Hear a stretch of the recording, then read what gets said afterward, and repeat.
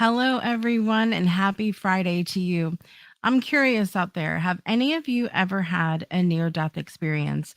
We're welcoming back a special guest to the show today who's been on the Breakthrough Show before and has an amazing experience to share with us all. Don't go anywhere. The Breakthrough Show is coming up next.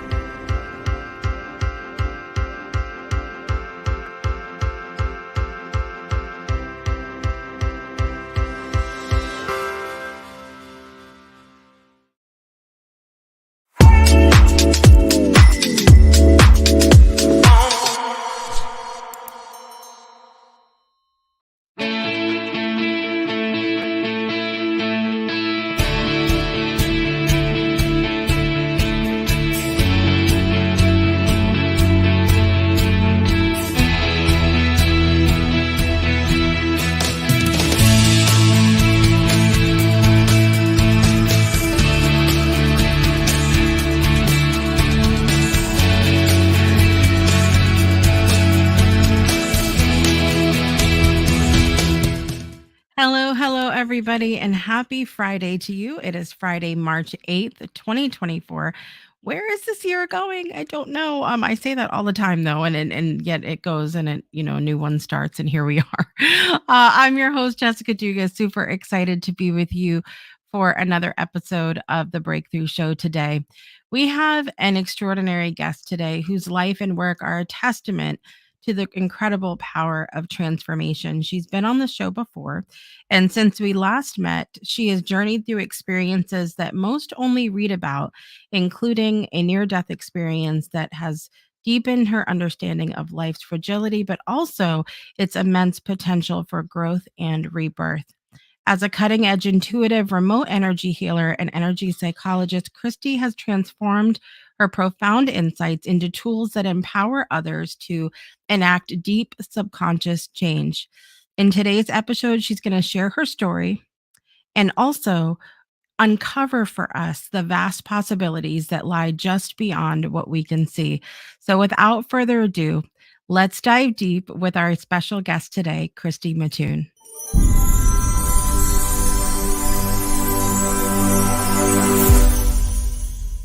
Christy, I'm so excited to have you back today. That was beautiful. The little, I'm like, wow. Is there anything better than bursting through a cloud of glitter? That was the most amazing thing. I love it. So happy. I love it. Miss Brittany says, welcome, Christy. Happy Friday, Brittany. Good to see you. If you are watching live with us, I'd love for you to let us know that you're here and where you're joining from. And of course, any comments or questions you have for Christy as we go throughout the episode today. So I'll start with a much, a real light question. What you been up to since the last time you've been here? So much. Yeah, so much. I don't know, all kinds of things, through COVID and everything else. And then you think you made it home free. And then, I don't know, December 2nd was my defining moment where I ended up, I don't know if you want me to just go into the story, but we'll dive into that for sure, because that's the potatoes of why we're here today for sure. But I'll start with this. The last time you were on the show, we got into a lot of different things, and I remember talking a lot about work around the heart space and all of that. Is that something that you've still been focused on, or have things shifted for you in your work? That's still a focus because I think it's the root of everything. And when you find your I am self and you understand that concept of what the I am truly is and what it's not, you have to understand what it's not to get what it is. That has definitely been a focus that just keeps reoccurring over and over. And it's gotten bigger since 2019 and everything that happened thereafter. Right. And since December 2nd of last year, and everything that's continuing to happen in my life, it just is an even bigger focus to stay coherent. And Yeah, I was going to ask you if you've seen like a sort of, I don't know if resurgence is the right word, or some sort of bubbling up of the need for us to go within and focus on our heart space, since we've all been on this roller coaster that we've been on since, like you said, late 2019 and going into the fun that was 2020. I think your heart is a hidden technology, and I'm not talking about the physical heart. I'm talking about the space within Mm, that we go to, the I am presence and all that's a part of that. I think it's a hidden technology. I like everything. Nothing is what it seems, right? Everybody knows this at this point. Everything you've been taught is an semblance of truth, but there's lies associated, unfortunately. And I think it's been done that way to keep us from our true nature. mm.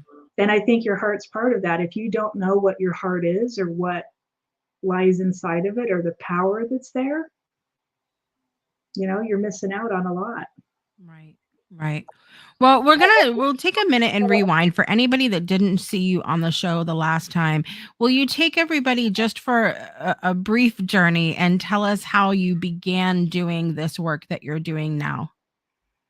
Years and years ago, and I wish I had my picture up here, but I don't know where I set it down. I was about 300 pounds, and if not a little bit more. I was not healthy by any shape of the imagination. I was a pastry chef, so I was constantly around sugar and flour and all the things that my body was absolutely opposed to. I did not know it. I used to actually walk around my kitchen saying, I think I'm allergic to my work. I think I'm allergic to flour. I think and I was, and I had no idea. So my body was inflamed. I ended up with Hashimoto's. My asthma was out of control. I killed a bone in my foot. I Mm, actually had my bones dying, wow. and my belly was huge. Right, with my gut was sick. There was nothing going right. My hormones. My doctor actually called me a hormoneless wonder.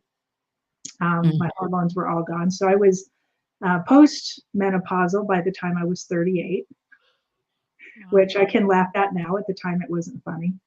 Uh, Mm, but that was like the defining moment that said, hey, you need to. And the doctor literally looked at me. One doctor looked at me and he goes, you need to change this or you're not going to make it. You're about done. yeah. And I was like, oh, what does that mean? And I took the typical route. I went to a gym. I found a trainer. I learned how to work out. I learned how to move my body, which I clearly did not know how to do. Um, Mm, I got strong in ways that I had no idea there was strength inside me from.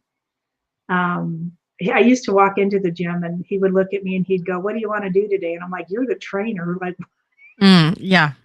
but all the time, the words out of my mouth started. After the first time I said it, I was like, "Oh wow." I would look at him and say, "Just make me strong. Mm, I don't care how. I don't care what we're doing. Just make this strong." And so we would go about doing our thing. There was a period of time I was losing weight really steadily, and it was very cool.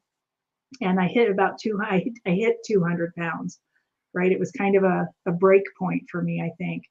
And right. I wouldn't get on the scale by myself. I wouldn't do any of this stuff by myself. But I walked in one day. In fact, he would make me get on the scale backwards so I couldn't see it because I was Mm, always, whether I gained or lost, I was always in tears, and it would took a while for me to pull it back together so we could go work out. But one day I was feeling pretty good. I was like, "Hey, this is awesome." So I went and jumped on the scale and I did the thing, and I was like, and I was 4 pounds up instead of 4 pounds down.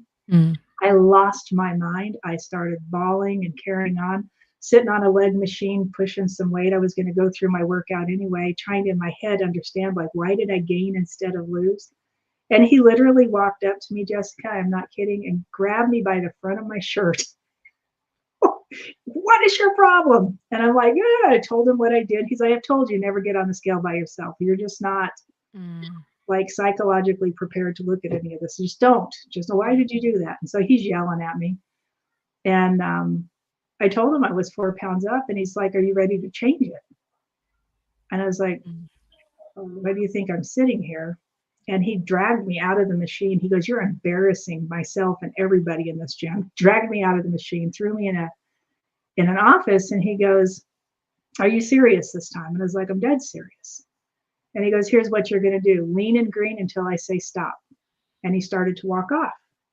And I was like, what does that mean? He goes, lean cuts of meat. And now we would say clean. You want to eat clean cuts of meat and green food, nothing with color. Everything's devoid of as much sugars as possible. We're going to get all the sugars out of your body. Then probably 8 months after that, I was down about half of what I was before. I was down to almost 150 pounds.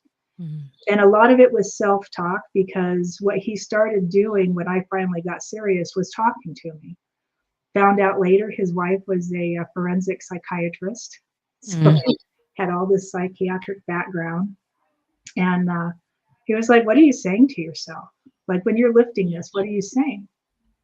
And in my head, it was always, I hate you, I can't do this. And then all of a sudden he's like, just say you can do it. Standing in front of a platform that was probably 12 inches, maybe 14 inches high. And I was supposed to jump up onto it. I was petrified, absolutely petrified. And he looks at me and he goes, what are you going to say to yourself? And then he knew I was kind of into the energy stuff, and he was joking around, but he moved in a circle around the platform I was jumping on, waving his hands. He goes, we're clearing the energy, clearing the energy, clearing the energy. I don't know what that did, but I jumped up on that thing and landed solid. And he just looked at me, and I was like, clearing the energy, baby. Wow. Clearing the energy. And I was like, okay, there's something here. There's something to all of this. Yeah. And then I went on a trip going down that road, trying to figure out what was that. Yeah. It's amazing when something like that happens, and like, we don't really know what's happening at the time. Like, it's just sort of this weird, and then when we try to figure it out, it really does spark that journey for us to beginning to figure out, oh, now what was that? Because there was something there, and maybe I didn't understand it, but let's go on the journey to figure it out. So that's amazing. I know. So based on this story that you're telling, you're not a stranger to transformation, and you know what it's like to have to make a decision and kind of turn yourself around. And we know that hard times can lead to better times if we use it for that.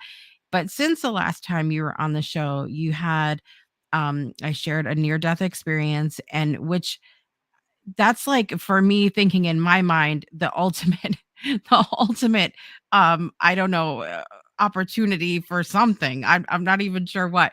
So we're going to take a quick break, and I want to dive into that story specifically. So don't go anywhere, because we have more with Christy coming up right after this.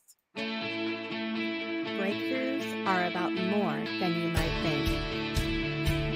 They're about discovering who you are, digging deep, reaching to the core of your soul. They're about healing yourself, understanding your beliefs, creating a ripple effect. And it's not just those initial moments that matter. It's about using them to bring more joy into our own lives and the lives of others. It's about having fun, letting loose, enjoying every moment life has to offer. It's about finding a safe space. It's about creating connection.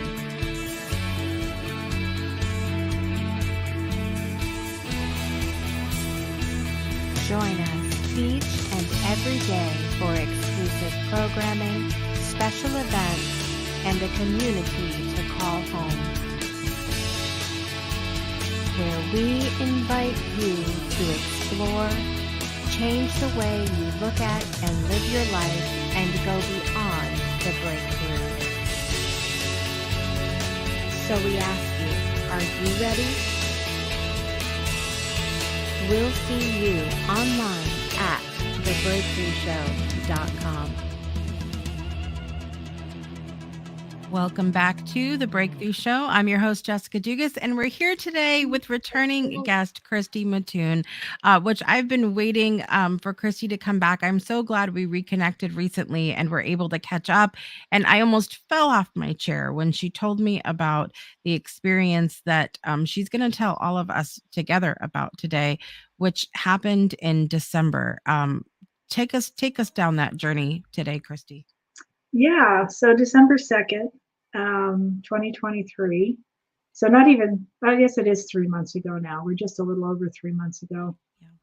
I got up about 4:30 in the morning. I want to say it was around 4:30, and I have asthma, had asthma my whole life. So I was having some trouble breathing, and I have a nebulizer set up in my living room so I don't wake my husband up doing that. And I went in and did what I always do, grabbed my nebulizer and sat there for a few minutes and did that, and went and, made a cup of tea, and I was going to sit down and do my meditations. And I don't remember much after that. I remember going and shaking my husband's feet and telling him I was in trouble. I knew I was in trouble.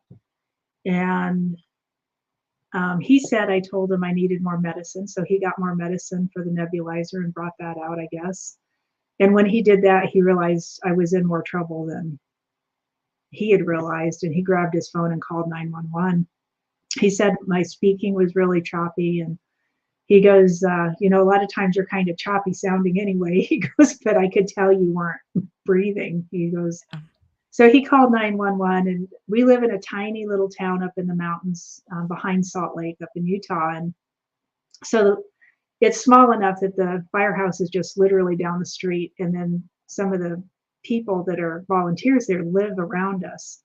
So when the call went out, they showed up within minutes. And thank goodness. But the story I was told was I was standing at the couch when the first paramedic walked in. And she said, I actually have spoken to all of them at this point. I went to the firehouse to say thank you. And she said she walked in and looked straight into my eyes, and they were responding, right? What they thought they were responding to was an asthma attack. So she was having the people outside get, oxygen and just whatever typically I guess they would use for that kind of scenario. Right. But she said she looked at my face and she was like, oh no, and turned around and ran back out to hurry him up. And before they got back in, I went down. And my husband said he ended up at the door screaming at him. She's down, like she's not breathing. She's not moving. She's, whatever goes along with that. Right. And so that same gal apparently ran back in and checked, and my heart had stopped. So I was already in a cardiac arrest.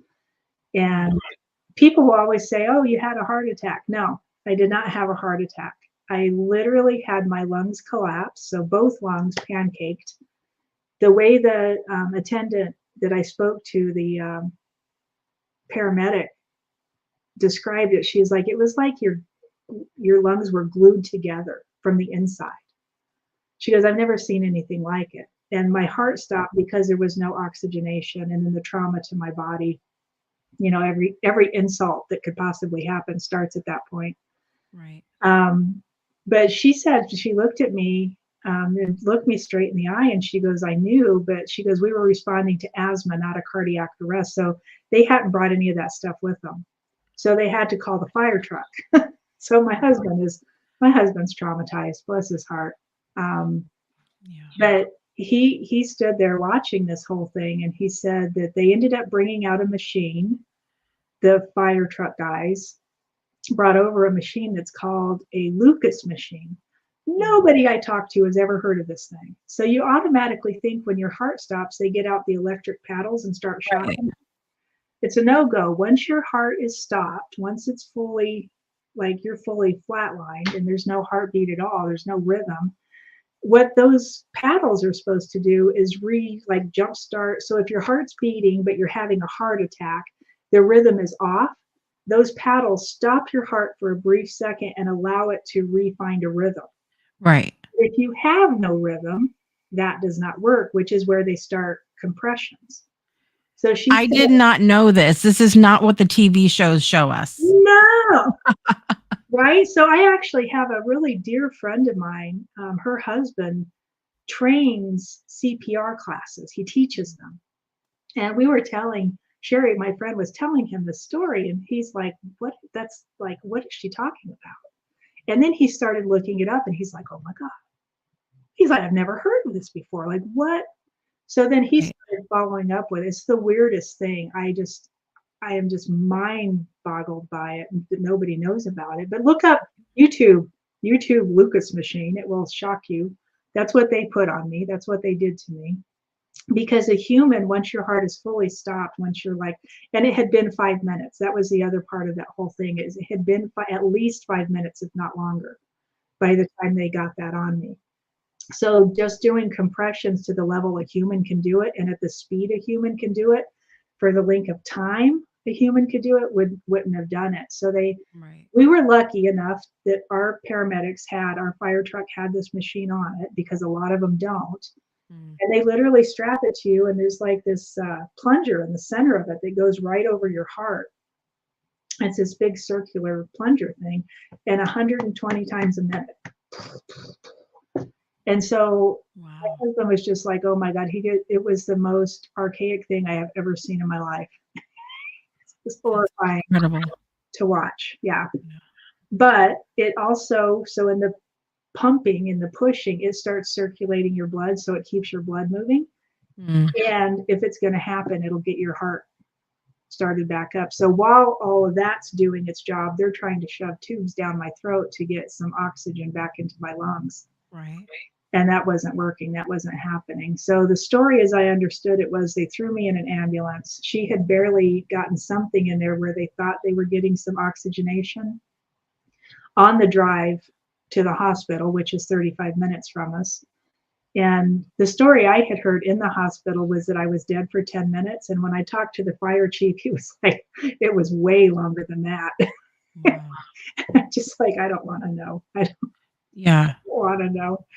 But we were intercepted by, it had to be intercepted by another ambulance on the way down. So we're up in the mountains and another ambulance that was down where the area is had some kind of technical something. One of the guys knew something that our people up here didn't have the skill in or something.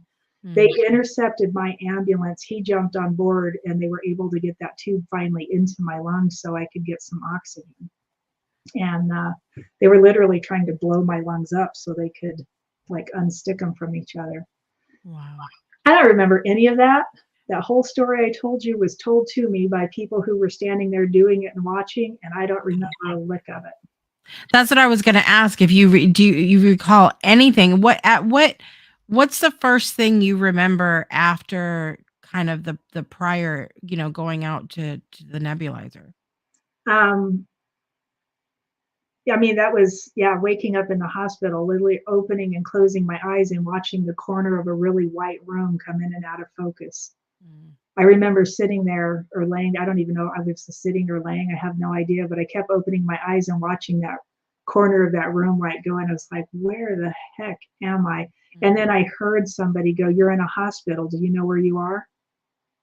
And I was like, oh, I'm in a hospital. And that was 3 days later. So they had me in a coma for 3 days. Mm. They put me in an induced coma Right. because my lungs weren't working.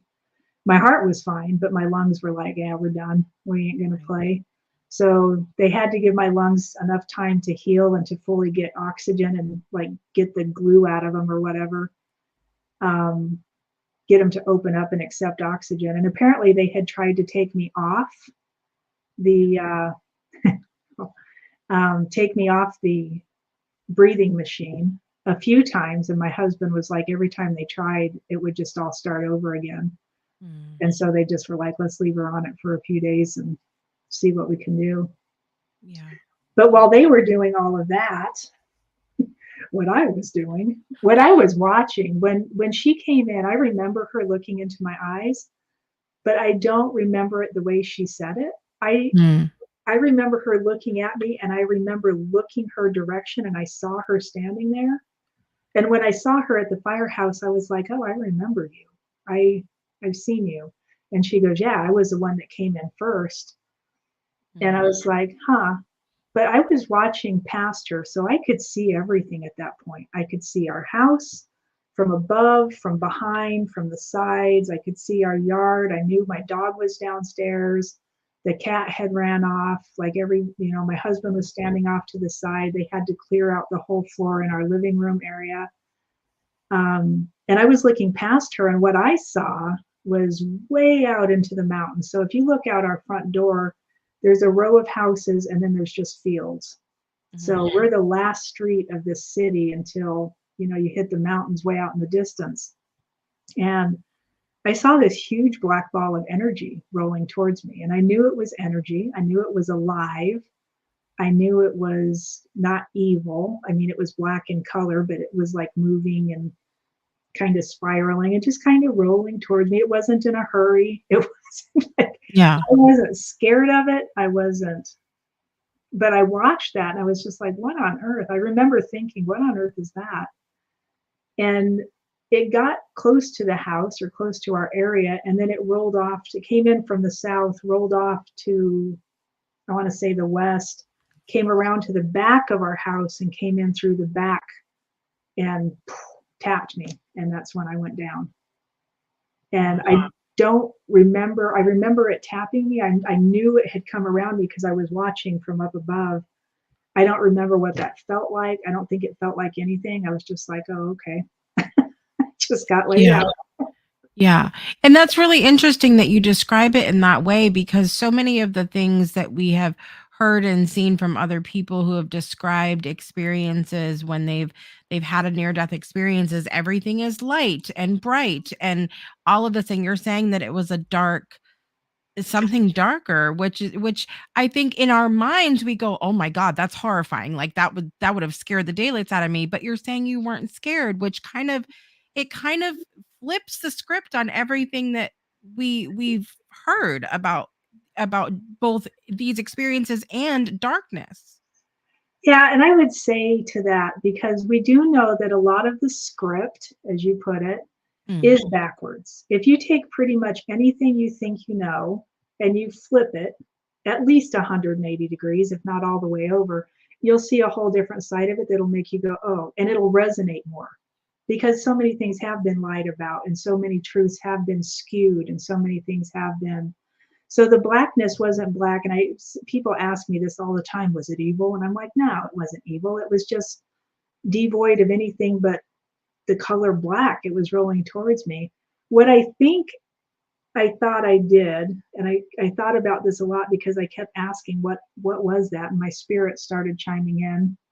And as my spirit at that point, I was just like, oh, I had been working on calling in all of my karma mm, from all my past life. Like, I just bring it. Like, I'm done. I'm tired of this nonsense. I'm over it. I don't want to, not that I'm not, and I want to clarify this. I'm not suicidal. I never have been. I've never had a thought like that in my life, but I'm just done with the nonsense. Like, right, right. I tell get us that. who we are, right? Tell us who we are already. Let us know. Let us play with the power within. Let us, right? So I'm like, okay, well, if you have to clear your karma, what's the fastest way to it? Mm. And no. So I kept asking, and then that happened, and I was like, is that what that was? Did I do that? Yeah. Yeah. Well, I mean, look, and I think that that's such a valid I as I've worked with myself on a lot of physical challenges since I was very little, and then I came into this place of, like, personal development, spiritual development, and we start looking at energy work and things like that, and how tied together the physical is with the emotional and the spiritual and all of that, and we get to, like, okay, what is it about me, or am I calling this in some way?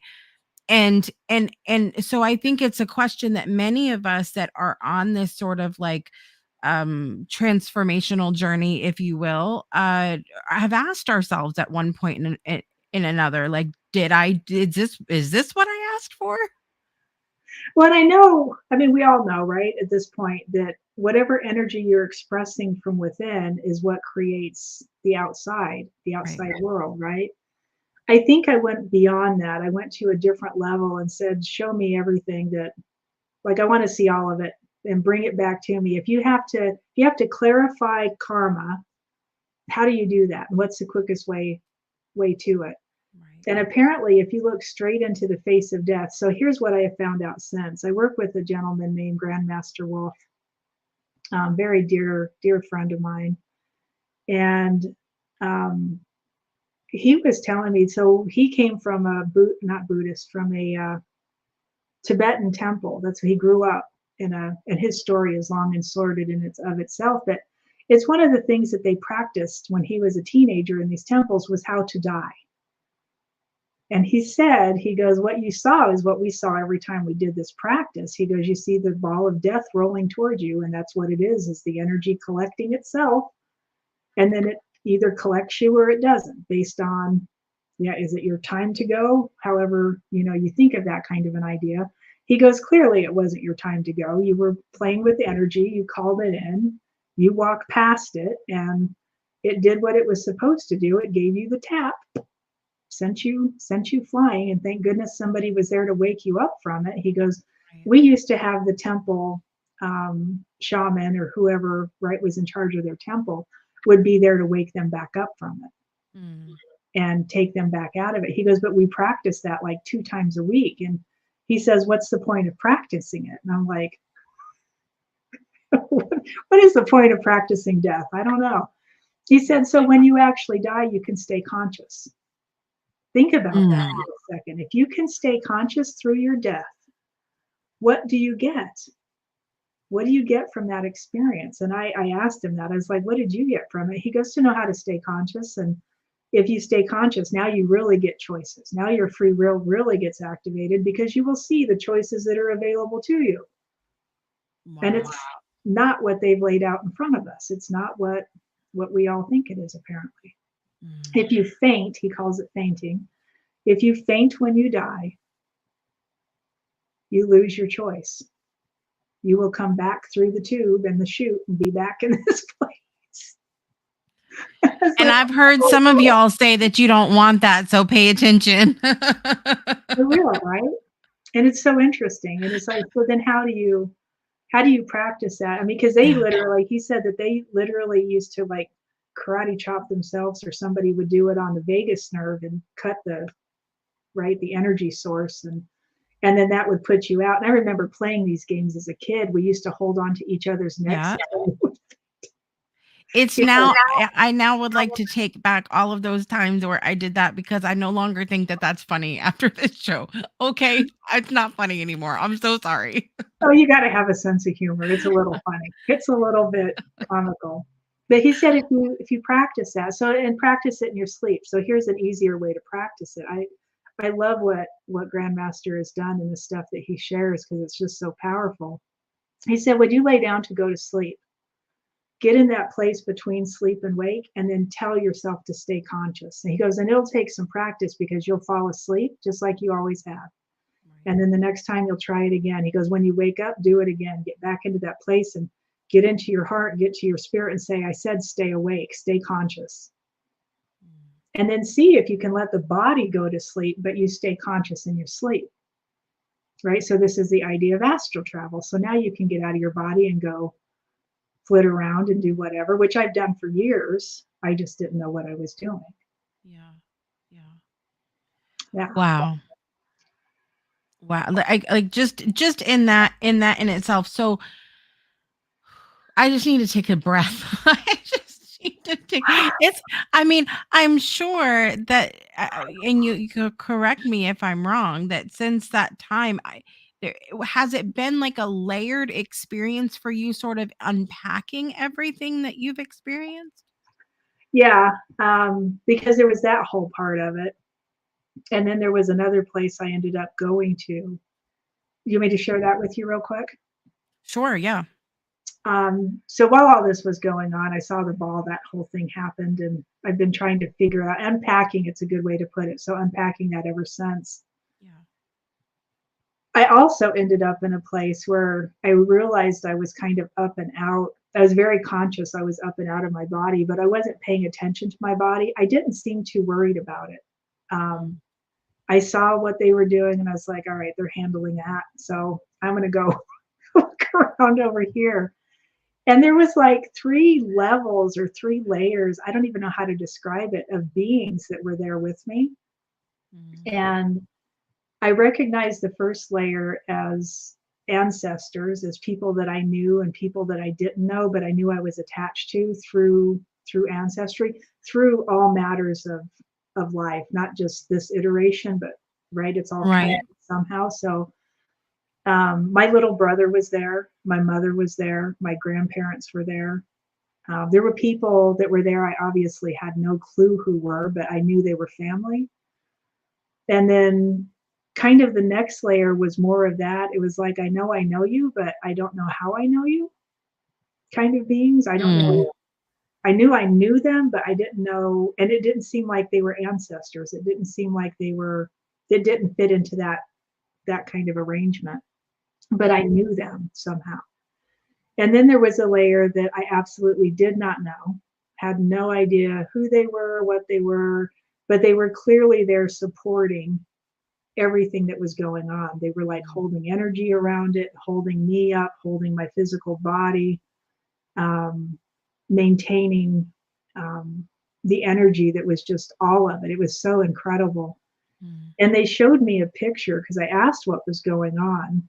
And I remember being so entrenched and I was just in awe. I can't explain the depth of just like, wow, that I was watching. And they showed me a picture of kind of a web that was growing as I was watching it. It was moving and growing and expanding. And it started with my husband at the top of it, and then the paramedics and the firemen and all these other people that were in that mix somehow. And then I started, if I look at it closely enough, because I can still see it, I can still go back to it. I recognized my neighbors across the street and some other people from the area. And then it expanded out and expanded out. And it was all the people that my son had been calling and my husband had been calling. I have a lot of energy workers in my bubble. And so it was all of those people contacting their friends who contacted their friends who contacted, and they were all sitting there doing their work. Like whatever, I had one lady that I'm real close to who does brain integration. And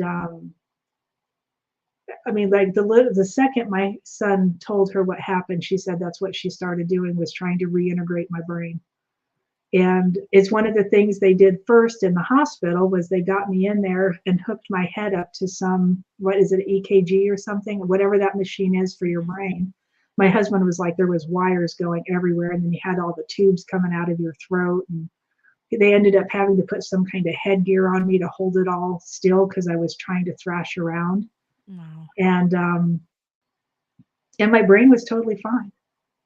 Like they said, there's like nothing wrong with your brain for being gone that long. They're totally, my heart should have been affected. Absolutely no issue with my heart. So I had other people that were doing their energy work over just my energy and aligning my polarity, like all the stuff you hear about people doing, that we do when people are alive. I had people doing that for me while I was dead. And in the hospital, in the coma, I had that going on. And then even after I got out, there was people still calling, going, okay, I got you on this today. I've got you on this today.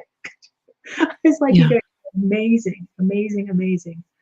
And I watched that whole web spin out. I watched, and they said, this is what, from a human standpoint, what all of you are, the engagement and the goodness of all that is, and the pureness of love and the unconditional state, that if you remained in that state all of the time, this is the kind of web that it would create and what it would create around the world. I was just like, oh my goodness. Wow. Oh my goodness. When I woke up, I was still in the ICU, and I was writing notes to my husband. He had given me a marker because he said I kept like acting like I was scribbling. So he put a piece of paper under it and gave me a marker, and I started scribbling. And then eventually it actually turned into words. So the last like 4 pages I wrote, 3 or 4 pages I wrote, there's actually things on it that you can read. And I was just cracking up. I was like, did I seriously ask that?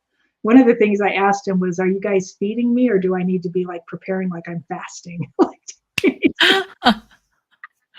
Leave it. That would be me. Like if I wrote anything like halfway out of a coma, it would be worried about food. That would be what it would. It's like, seriously, what on earth? I love it. I told him about one of the nurses that I had the last 3 days. I knew the guy's name, Yeah. and I wrote that down. I was like, "Make sure you thank this guy." And my husband was like, "I don't even know who he was." And I was like, "I can find him. Like, I still know what he looked like. I can go find him." Yeah. I know, it's just weird, interesting things like that. But that whole scenario of love and unconditional love has gone to such a different depth. That changed me in life. That changed me as a physical person. Yeah. Yeah. Yeah. I'm so happy that you shared about that particular part of the story, because I think there are so many of us that do energy work, or even just even let's just even take that off the table. There's so many people that just they pray. They pray and they go, is this making any difference at all?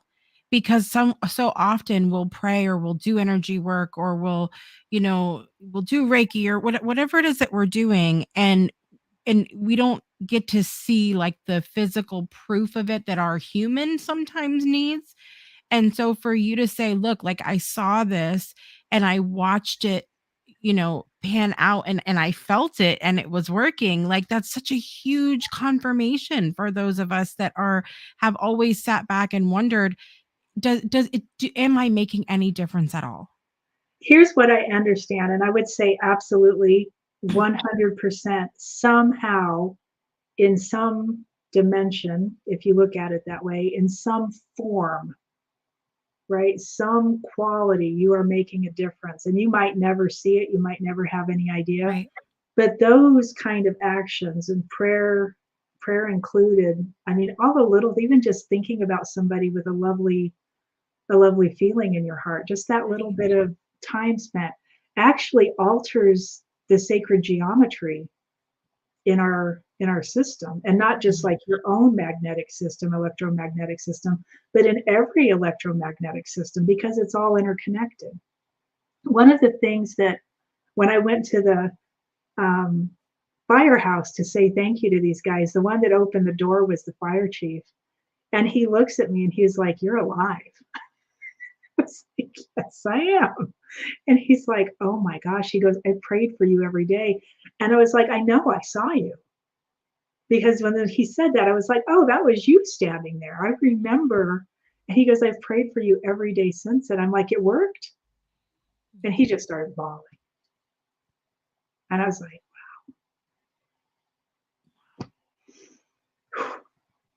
Yeah. "It works. It Yeah. works." Yeah. And it also on the giving side of energy, of prayer, of good vibes, of whatever it is that we want to give out. It reminds me to be authentic in that, to be truthful in that if I say I'm going to pray or give good energy, to pray and give good energy, like, Yeah, do your work. to not Do just your let work. it be these empty, promises Yeah. too. But even in that, even just to say, "I'm going to pray for you," I think it changes something in the system. It alters some kind of, right, the form. Just, even if you don't go and sit down and do your hardcore prayer work, just saying, "I pray for you," that's a prayer in and of itself. I'm going to use my brother-in-law as an example, bless his heart. My husband and him and their family, they grew up Catholic, and I bless that, whatever that is. But they all call themselves non-practicing Catholics. Yeah. And so after all this, or probably maybe a month and a half after, I was thinking about him, and my husband goes, "He said he prayed for you." And I was like, "I didn't know. I didn't know." So I kind of go back into that space and I'm looking for him, and I'm like, he's standing there, but I don't know what he's doing, right? It's just him standing there. Yeah. And I called him And he's like, "Oh my God, you called me." He was at work. He never answers the phone at work. He's like, "Oh my God, it's like, I can't believe you're still with us." He goes, I prayed for you. And I was like, I heard you prayed for me. I was like, it worked. And then he started bawling. And I was like, oh, you guys. Just And I think there's part of us that we crave that knowing. We crave that knowing. Do we matter? Does anything that we are doing on the face of this planet matter at all? Hardcore matters. Hardcore. Because not only in the, even just saying I pray for you, which is what he did. He goes, "Don't really get on my knees." And he goes, "But, in my way, I prayed for you." I was like, it worked. It worked. That was the most beautiful prayer probably anybody's ever said over me. And I think what I have understood, what I've seen that it does is it causes, you're verbalizing it, you're saying it inside yourself, you're sending out a vibration that alters the reality. So talk about it in forms of quality, heat, cold, right? The quality of temperature, of texture, of color. Your words alter the color that's in the sphere around you. The color's a vibration. It holds a tone to it. That tone is linked to sacred geometry, and it alters all of those things. So when somebody starts even just saying, "I'll pray for you," you're sending out a message. You're sending out a tone. You're sending out a color. You're changing, right? And it just falls into alignment with everything else that's being structured. And the quality of those things, just from, if you are like, oh, like it's just that heartfelt. And I know he was that. If he was nothing else, he was just like, like I was pulling for you. Yeah. That altered my reality. That altered my existence. Wow. Christy, you've given us do we have 3 more hours? I do. Can we just have a little bit more of? Because really, it's just it. You're speaking to so much about the realm of energy and spirit, but at the same time, the stories that you're sharing today are speaking to, for me, a lot of that human need that we have as well as part of this interesting fun life that we live in these bodies, to like I said, that knowing that we matter and that we're doing something, even with just a shift in our thoughts or putting out that good vibes. Or I'm having like a rabbit hole moment of when I have my Care Bear mug and I hold it up to the screen on my morning show and I say, "I'm sending positive vibes to everybody," because that's what the mug says. That's making a difference too. Oh yes. And you know what it does to you, what it does for you is it kind of preloads your system with positive intention and positive vibes. I think this is also part of what happened to me was years of heart coherence, years of helping people, years of trying to, walk people through their junk and show people a different way to look at it and do it and speak to it and all of those things. I preloaded my system with so many positive attributes that there was no way I could die. This body wasn't going to go anywhere because there was so much positive energy working through it that there was, right? It's not your time. It's not your time. I think it goes beyond that. I think it goes to the depth of you preload the system with so much good stuff and so many beautiful positive thoughts. And, even the times when you have those negative thoughts or you send out a bad, right? It kind of just irons itself out in the whole mix of it because you've preloaded the system. And I don't think people understand that idea of building it up so much that you're unshakable at that point, right? You're unstoppable, you're unmovable, you can't touch this. And I think that's part of what that was. Yeah. MC Hammer sang about it. He said, "You can't touch this." That's my song. Give me the pants back. I used to have the pants. Give me the pants back. I love it. I used to do the dance, but not anymore. Yeah. we'll stay away from that one. That's another show. That's another show, boys and Yeah, girls. that's a show. Yes. I love it. Well, this is usually the part of the show where I share with you guys the For Love poem from Dorothy Auger. But today is a special day because when we're airing this episode, it is actually International Women's Day. And I'm so blessed to share International Women's Day, the screen with the incredible Christy. And so what I'm going to show you today, instead of the full poem, is the montage that Dorothy and I made before she passed away of all of the women that came together for the We Shall Stand for Love project and recorded their personal version of We Shall Stand for Love in their respective language. And we're going to be right back more with Christy after this. I shall stand for love. Любовь моя крепость. Aku akan berdiri demi cinta. I shall stand for love. Crederò ancora nell'amore. Álljunk ki a szeretetért. I shall stand for love. Vull ser un símbol d'amor.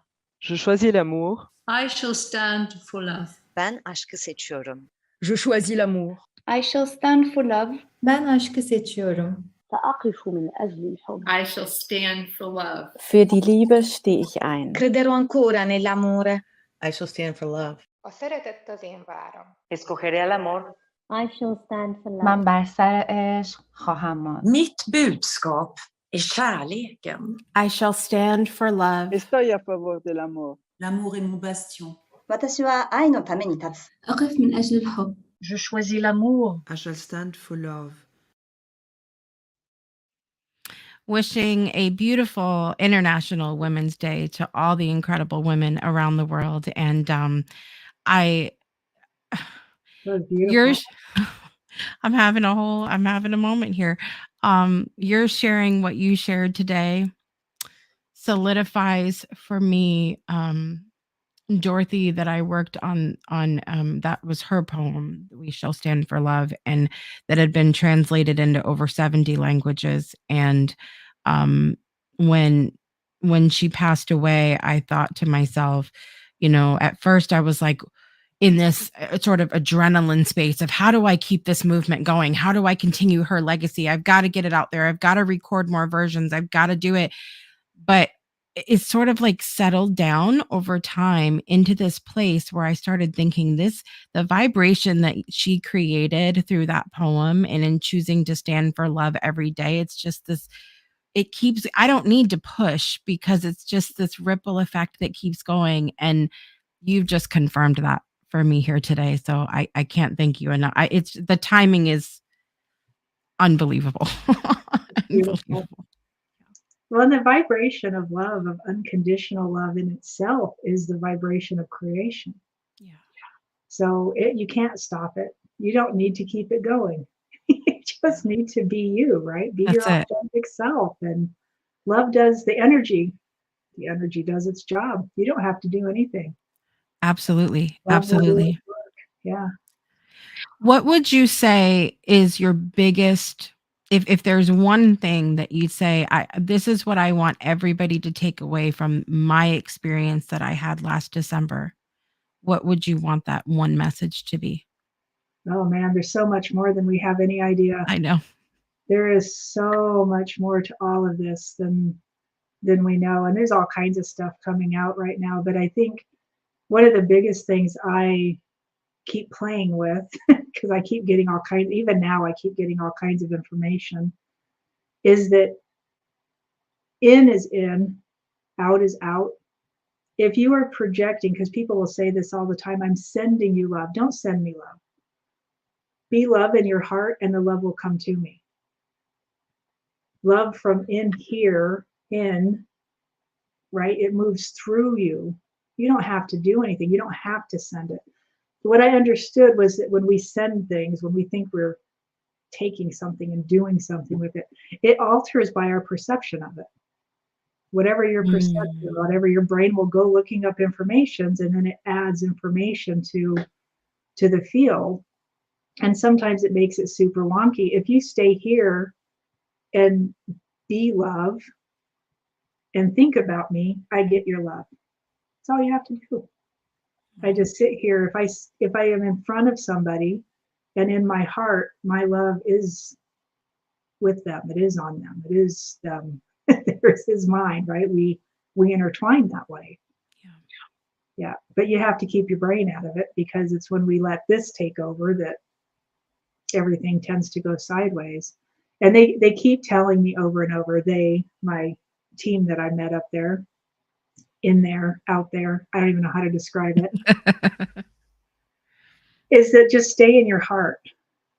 It will take care of itself. Just train yourself to stay here. But now it is that part of training that you have to do for yourself, because you were trained to be here. You were trained to be the program. You were trained to operate in the program. You were trained to understand the program. Somebody says a word and your brain goes looking up information on what the word means. And by our perception of whatever we're talking about, your understanding of it or definition of it's going to be different than mine, just based on our backgrounds and our lives, right?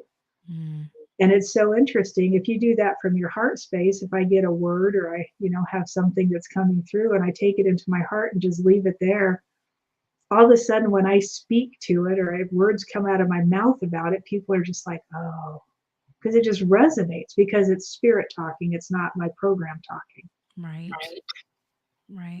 And you do that super well. Yeah.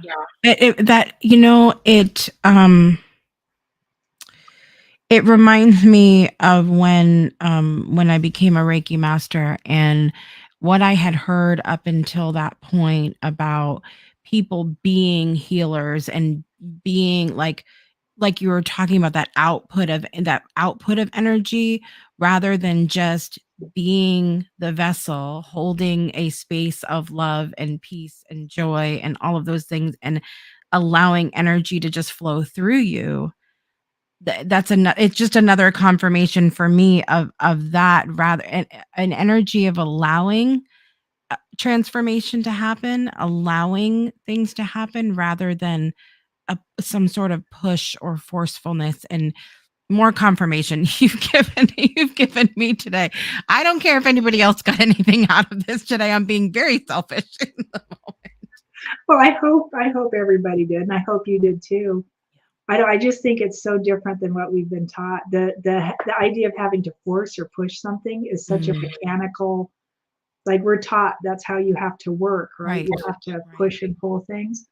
And do you want to play with something really quick? Do we have a minute?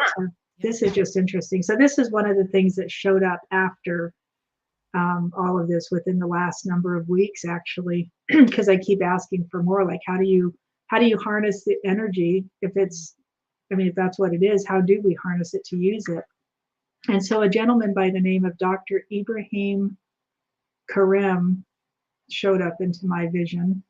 And I've been just reading books and watching stuff online about him. But he talks about this thing that he labeled a BG3 energy. So the spectrum of color, right, is all energy. It all has tones to it. There's qualities to it, right? Everything has a quality. It's not just what we see with our eyes or hear or feel or smell or taste or whatever. There's more qualities to it than that. And he has this chart that he made of all the colors, right, on the rainbow spectrum. There's black on one end, their red is black, and then there's white on the other end. And he did it by testing with a machine what the vibrational aspects actually were. So he has science to this. And then there's this space at the bottom of the wheel that is opposing the color green at the top of the wheel. We couldn't figure out what that space was. So he kept testing it, trying to find vibrational qualities to it. And they finally started calling it negative green, but not meaning negative from the aspect like you would think of green. It was just opposing green on the wheel. So it was the negative side of the chart kind of idea. And then they started taking it apart, and it had more frequencies in that little space than any of the other areas, because it's not seen by the human eye. You don't typically notice it, even though it's there. And what he said about it was that it will reset the life force. What? Will reset the life force. So 2 of the qualities, or 3 of the qualities that he was able to detect and can actually give you here's what it is and here's how we know it's this. He can give you all the data on it. One of them is ultraviolet, the color, right? The spectrum of energy, ultraviolet, which has a color. We can't see ultraviolet with our naked eyes. You wouldn't think you could feel it, but you can if you focus on it. But this is higher than ultraviolet. So it's out of our dimension. It's like a space out of, but it is related to ultraviolet. Gold was the other one. And he goes, think physical gold. And if you have a chunk of gold, feel it, because you can start to hone into it. But it's a higher frequency than gold, but it's attached to physical gold. So it's a higher aspect, right, in the qualities. And then that negative green idea. If you say, and I want you to feel your space, everybody can do this. Feel your space first. Feel inside your body, and then feel your bubble around your body, right? That's made up of all the energy bodies. Just kind of feel it and notice it. Don't do anything with it. Just pay attention to it. I'm going to give you a couple seconds. And then I want you to take a deep breath, and I want you to say BG3 inside your heart space if you can. And if not, that's fine too. But say BG3 and then feel.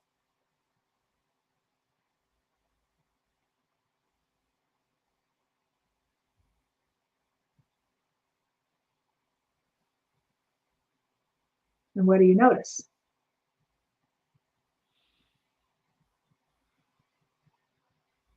Wow. It's kind this is kind of like a, I don't know. It felt like a balloon was blowing up.